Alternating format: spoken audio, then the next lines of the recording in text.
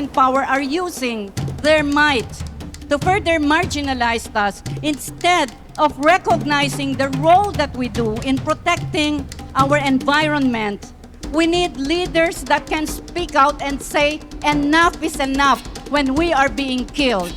Leaders that will be with us in the front when we continue to defend our rights, to defend our land, to defend the very resources that all of us rely on.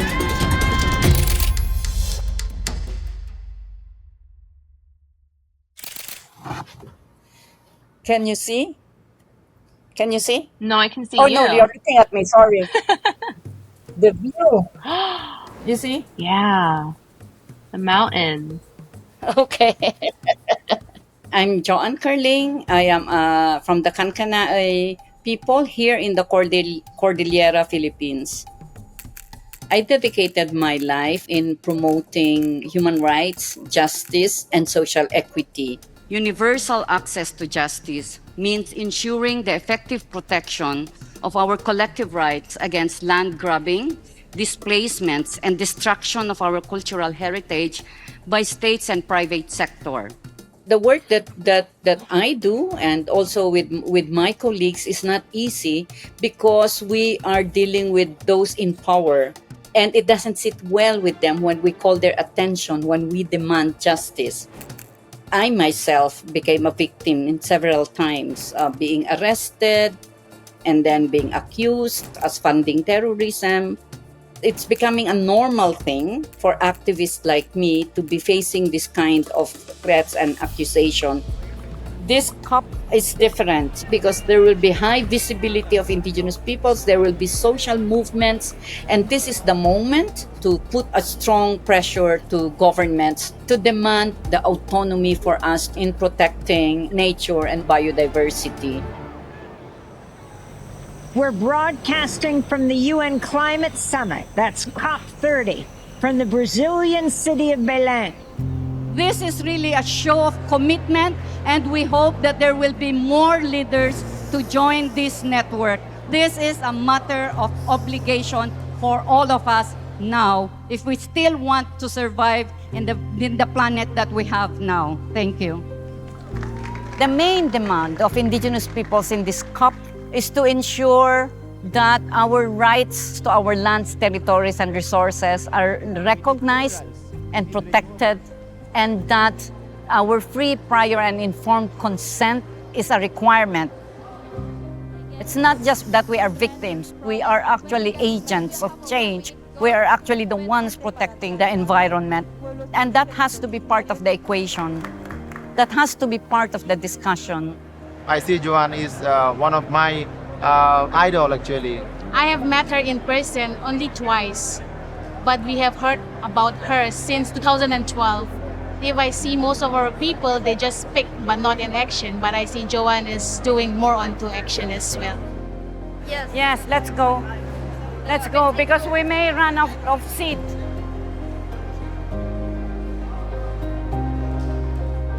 Para não só o reconhecimento, a demarcação, a titulação dos territórios, mas principalmente para a proteção e a vida de todos os povos indígenas que habitam. From our perspective, what we want to see in the outcome is a specific language on the security of land rights of indigenous peoples.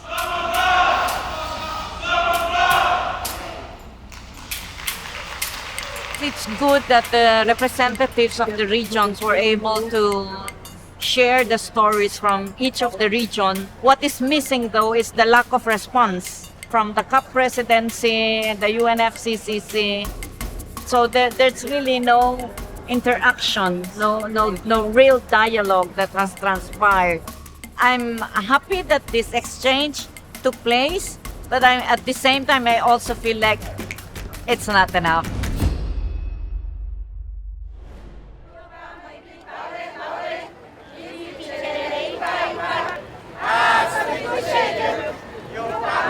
Dozens of indigenous protesters blocked an entrance to the United Nations Climate Conference in Brazil Friday morning.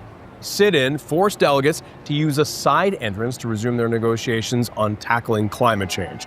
Now, protesters are demanding the Brazilian government halt all development projects in the Amazon, including mining, logging, and oil drilling. Que esse presidente é 4 anos, 8 anos e volta para sua vida normal. E nós, como vamos ficar se a nossa demarcação é a vida toda, é o futuro da nossa geração?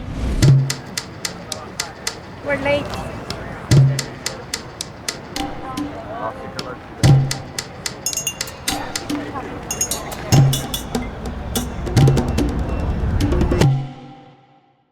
Hello, good morning.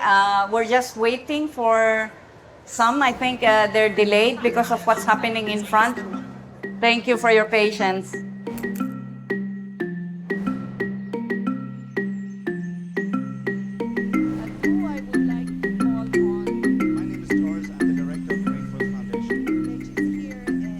Now, the exciting part is we want to hear back from you, from your discussions. We all need to rely on indigenous science because they're just ahead of Western science in terms of system thinking and understanding those interconnections across all the life-supporting systems on the planet and the best evidence base for protecting everyone's human right to a healthy environment. It's not an easy thing because we're dealing with the powers that be. Porque actualmente todos nuestros territorios en la Amazonía están siendo invadidos por la minería ilegal y prácticamente los indígenas estamos luchando solo en esta batalla para conservar los territorios, los ríos. We cannot say we protect indigenous people's rights, but also allow mining to come and destroy our lands. That's not compatible. So we need laws and policies that puts human rights, indigenous people's rights at the center. We need to be strategic and think about what it looks like to build channels, to build a capillary network of public funding that can connect into our mechanisms for direct resourcing for indigenous peoples and Afro-descendants and local communities. We have the values and principles that will sustain the planet, and we have been doing this for centuries. What we are offering is partnership. We are not the enemies. That has to be acknowledged, and that our knowledge, our rights, should be part of the solution. E isso traz uma força para os defensores e defensoras. E aqui vamos estar juntas com todas vocês para a gente apoiar e construir essa rede fortalecida de defensores e defensoras do meio ambiente.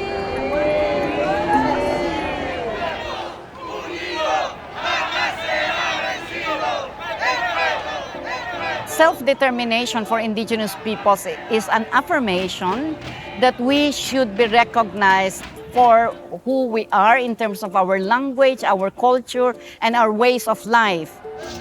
The Western system should not be imposed on us, and that we self-determine how we will progress, what kind of development we want, what kind of political system we have, what kind of economic system we will have. That is fully in line with our culture, with our sustainable life ways, with our identities, with our social cohesion. Work is hard, it's stressful, I know. What inspires me is that in spite of the difficulties that communities face, they are persisting. They are still there sacrificing and really challenging the powers. And that gives me hope. And what also gives me hope are the young people now. They are the present and the future leaders. They're standing up, fighting, and saying enough is enough. We want real leadership, we want real governance, and we need to support them on that.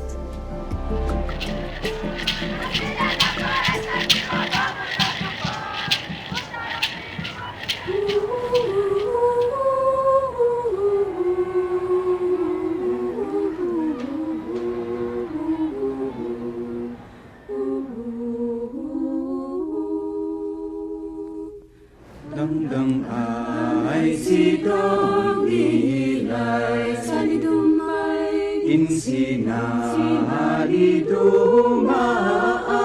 salidumay dang ay si dong ilay insina salidumay